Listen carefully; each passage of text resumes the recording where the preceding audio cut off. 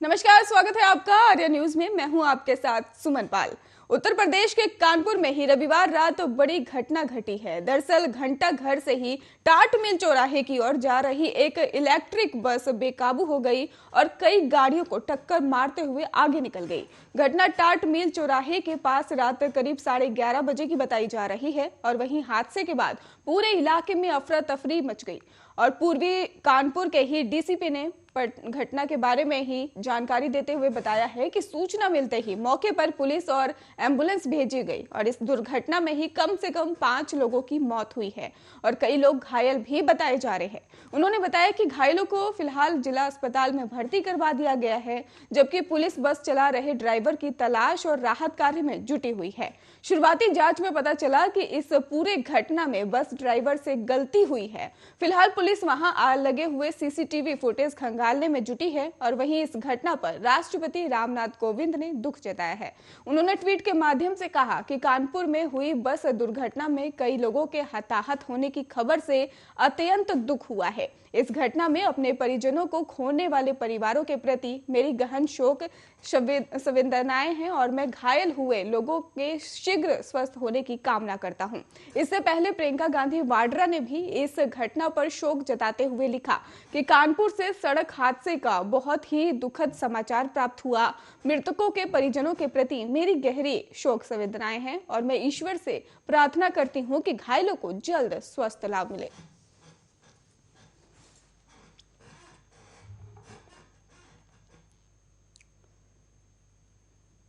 देश के 5 चुनावी राज्यों में प्रचार प्रसार चरम पर है, लेकिन आयोग ने ही 5 राज्य में कोरोना महामारी के कारण फिजिकल रैली और रोड शो पर प्रतिबंध लगा रखा है। आज केंद्रीय चुनाव आयोग रैली और रोड शो के ऊपर प्रतिबंध के मसले पर ही वर्चुअली समीक्षा बैठक करेगा और ये बैठक मुख्य चुनाव आयुक्त सुशील चंद्र के नेतृत्व में होगी। स्वास्थ्य मंत्रालय के सचिव आयोग को रिपोर्ट देंगे और निर्वाचन आयोग की बैठक में यह तय किया जाएगा कि फिजिकल रैली पर प्रतिबंध जारी रखा जाए या नहीं। आयोग ये भी तय कर सकता है कि क्या राजनीतिक दलों और उम्मीदवारों को फिजिकल प्रचार कार्यक्रम आयोजित करने में नई राहत दी जा सकती है। और कोविड मामलों में भी बढ़ोतरी का हवाला देते हुए चुनाव आयोग ने 8 जनवरी को उत्तर प्रदेश, उत्तराखंड, गोवा, पंजाब और मणिपुर के लिए मतदान कार्यक्रम की घोषणा के दौरान फिजिकल रैली और रोड शो पर प्रतिबंध लगा दिया था और बीते 22 जनवरी को हुई पिछली बैठक के दौरान आयोग ने 5 राज्यों में प्रत्यक्ष रैली और रोड शो पर जारी प्रतिबंध को 31 जनवरी तक के लिए बढ़ा दिया था। लेकिन जिन विधानसभा क्षेत्रों में पहले 2 चरणों में मतदान होने हैं, वहां अधिकतम 500 लोगों की उपस्थिति में ही जनसभा करने की अनुमति थी और साथ ही घर घर जाकर प्रचार के नियमों में छूट दी थी। उत्तर प्रदेश में तमाम राजनीतिक दलों को उम्मीद है कि चुनाव आयोग 31 जनवरी के बाद प्रतिबंधों के साथ ही जनसभाओं की अनुमति देगा। राजनीतिक दलों को ही वर्चुअली मतदाताओं से जुड़ना मुश्किल हो रहा है और खासकर ग्रामीण इलाकों में जहां डिजिटल पेड अभी भी प्राप्त नहीं है और बीजेपी जो है 21 जनवरी से ही पहले कई शीर्ष पार्टी नेताओं द्वारा घर घर प्रचार के साथ सड़कों पर उतरी और अन्य दलों के शीर्ष नेता और अपने अभियान को फिर से शुरू करने की योजना बना रहे।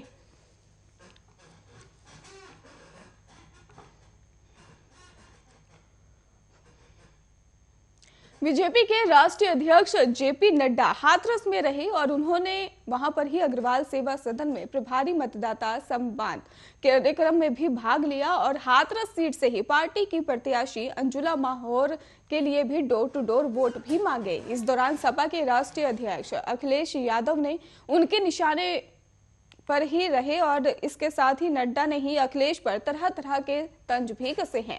यूपी के चुनाव में ही सपा के राष्ट्रीय अध्यक्ष अखिलेश यादव द्वारा 300 यूनिट बिजली मुफ्त देने के वादे को भारतीय जनता पार्टी के राष्ट्रीय अध्यक्ष जेपी नड्डा ने सपना बताया।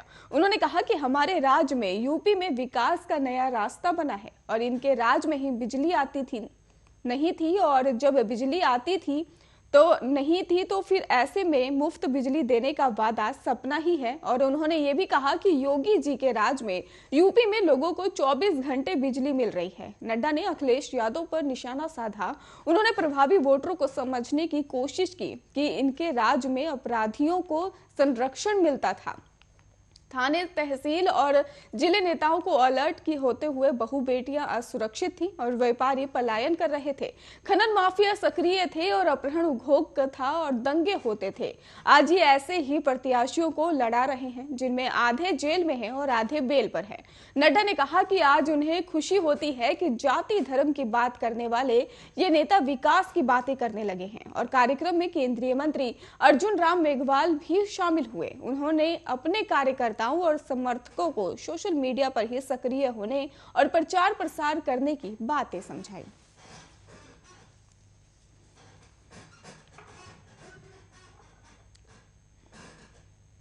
उत्तर प्रदेश में विधानसभा चुनाव को लेकर ही राजनीतिक दलों की आपसी जुबानी जंग और ज्यादा तेज होती जा रही है। एक दूसरे पर आरोप प्रत्यारोप का दौर शुरू हो गया है। केंद्रीय मंत्री गिरिराज सिंह ने राहुल गांधी को फेक गांधी बताया है। कहा कि केंद्र की मोदी और प्रदेश की योगी सरकार महात्मा गांधी के सपनों को पूरा कर रही है और राहुल गांधी तो फेक गांधी है। और ओम प्रकाश राजभर ने विधानसभा चुनाव 2017 भारतीय जनता पार्टी के साथ मिलकर लड़ा था। यूपी चुनाव में जीत के बाद उन्हें मंत्री पद भी दिया गया, लेकिन वो गठबंधन से बाहर आ गए। ओम प्रकाश राजभर ने ही भारत पर धोखा देने का भी आरोप लगाया था और जब उनसे समाजवादी पार्टी से धोखा मिलने जैसी स्थिति की बात की गई तो उन्होंने कहा कि अखिलेश यादव ने हमें सब कुछ दे दिया है और गठबंधन में उन्हें अब धोखा नहीं मिल सकता। वहीं यूपी चुनाव 2022 में ही भारतीय जनता पार्टी की जीत जैसी स्थिति बने के सवाल पर ही उन्होंने कहा कि बीजेपी किसी भी स्थिति में जीत ही नहीं सकती।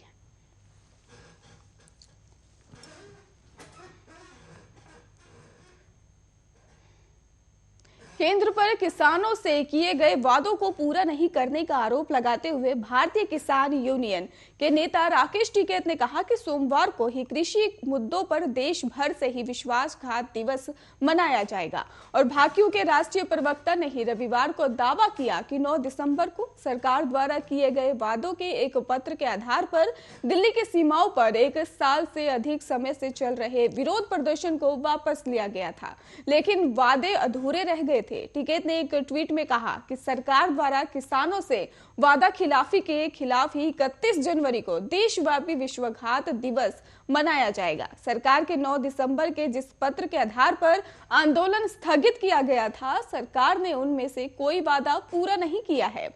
इसके साथ ही एसकेएम ने भी 31 जनवरी को देश भर में ही विश्वासघात दिवस के रूप में ही मनाने की घोषणा की है और जिसमें जिला और ब्लॉक स्तर पर बड़े पैमाने पर विरोध प्रदर्शन होंगे। समन्वय समिति की बैठक के बाद किसान संगठनों के एक संघ एसकेएम ने ही एक बयान भी जारी किया है। उन्होंने कहा है कि मोर्चे से जुड़े सभी किसान संघ इस विरोध को बड़े उत्साह के साथ रखेंगे और उम्मीद है कि कार्यक्रम देश के कम से कम 500 जिलों में ही आयोजित किया जाएगा। और बीजेपी के नेतृत्व वाली केंद्र सरकार द्वारा लाए गए 3 विवादग्रस्त कृषि कानून को ही वापस लेने के मुख्य मांगों को लेकर नवंबर 2020 में किसानों ने संयुक्त किसान मोर्चा के बैनर तले दिल्ली की सीमाओं पर विरोध प्रदर्शन शुरू किया था और किसानों की फसलों के न्यूनतम समर्थन मूल्य यानी कि एमएसपी के लिए भी कानूनी गारंटी समेत अन्य मांगों पर 1 साल से अधिक समय तक ही सिंघू टिकरी और गाजीपुर बॉर्डर पर प्रदर्शन किया। वहीं प्रधानमंत्री नरेंद्र मोदी ने नवंबर 2021 में ही इसको लेकर भी कानून को वापस लेने की घोषणा की और जिसके बाद से ही प्रदर्शनकारियों ने दिसंबर में ही दिल्ली की सीमाओं को खाली कर दिया था।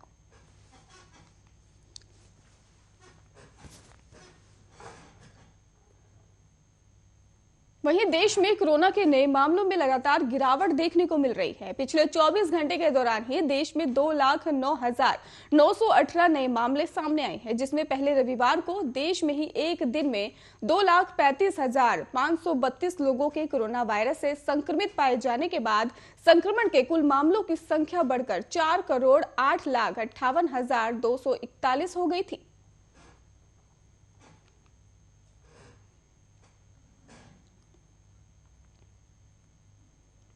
वहीं महाराष्ट्र में रविवार को कोरोना वायरस संक्रमण के ही 22,444 नए मामले सामने आए, जिसके बाद राज्य में संक्रमितों की संख्या बढ़कर 77,05,000 949 हो गई है और नए संक्रमितों में 5 ओमिक्रॉन के मामले हैं और स्वास्थ्य विभाग ने इसकी जानकारी दी है।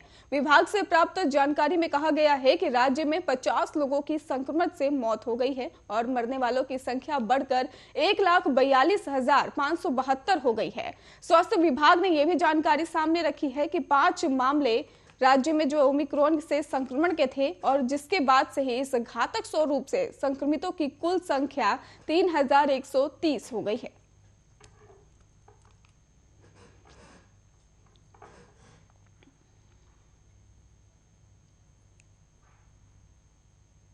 वहीं केरल में भी रविवार को ही कोरोना वायरस संक्रमण के 51,570 नए मामले सामने आए हैं, जबकि कर्नाटक में कोविड-19 के ही 28,264 मामले की पुष्टि हुई और 68 मामलों की जो थे उसमें मौत भी हो गई है। वहीं तेलंगाना में संक्रमण के 2,484 नए मामले सामने आए हैं और एक और मरीज की मौत हो गई है। आपको बता दें, इसको लेकर भी स्वास्थ्य विभाग ने कहा है कि केरल में ही नए मामले सामने आने के बाद कुल मामले 49,83,515 हो गए हैं। विभाग के मुताबिक पिछले 24 घंटे में ही महामारी से राज्य में 14 लोगों की मौत भी हो गई है, जिसके बाद कुल मृतक संख्या 53,666 हो गई है। और उसने ये भी बताया है कि केरल में ही कोविड के उपचाराधीन मरीजों की संख्या 3,54,595 है और जबकि 55,74,535 मरीज संक्रमण से मुक्त हो चुके हैं। राज्य में बीते कुछ दिनों में ही संक्रमण के मामले 50,000 से ज्यादा आ रहे हैं।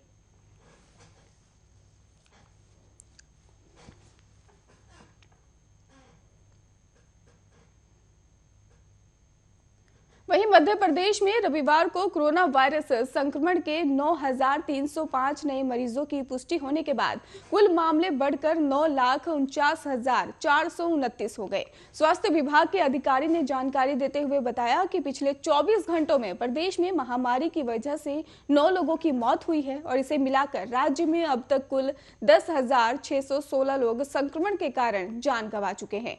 उन्होंने कहा कि रविवार को ही कोरोना वायरस संक्रमण के इंदौर में ही 1,936 और भोपाल में 1,784 नए मामले दर्ज किए गए और ये दोनों जिलों इस संक्रमण रोग से ही प्रदेश में सबसे अधिक प्रभावित हैं। उन्होंने कहा कि प्रदेश में ही वर्तमान में 63,297 मरीज उपचाराधीन हैं और पिछले 24 घंटों में ही 12,041 लोग संक्रमण से उभरे हैं और अब तक 8,88,526 लोग संक्रमण को मात दे चुके हैं। अधिकारी ने यह भी बताया कि राज्य में रविवार को ही 38,083 लोगों की कोविड-19 रोधी टीके की खुराक दी गई है और टीके की अब तक कुल 10,93,13,308 खुराकें दी जा चुकी हैं।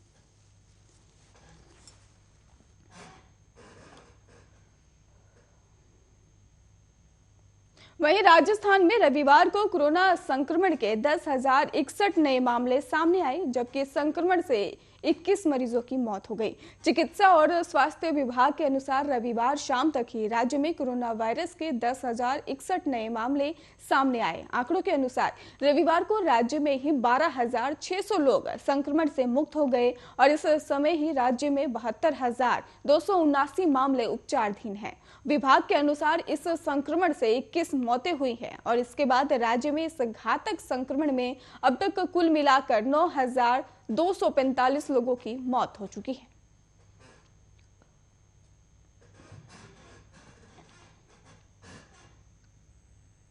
वहीं मौसम विभाग के अनुसार कहा जा रहा है कि दिल्ली में ही 3 फरवरी को हल्की बारिश होने की संभावना है और फरवरी की शुरुआत में ही अधिकतम और न्यूनतम तापमान 20 और 10 डिग्री सेल्सियस रहने की भी संभावना है।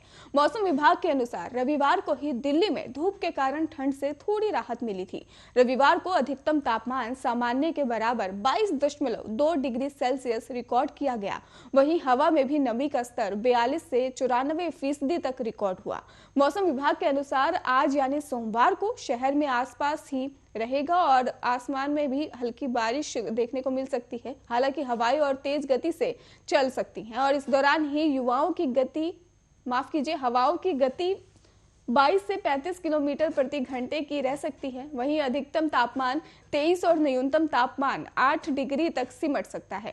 और मौसम विभाग के अनुसार राज्य में अगले 2 से 3 दिनों के बीच ही शहर में एक सक्रिय पश्चिमी विक्षोभ के आने की भी संभावना है।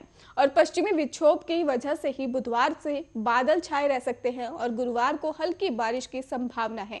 वहीं मध्य प्रदेश में भी मौसम का मिजाज बदल सकता है। पश्चिमी विक्षोभ के कारण ही अधिकतर जिलों में तापमान बढ़ने लगा है और मौसम विभाग के अनुसार प्रदेश में 2 फरवरी को ही मौसम करवट ले सकता है और तेज बारिश के साथ ठंड एक बार फिर से लौट सकती है।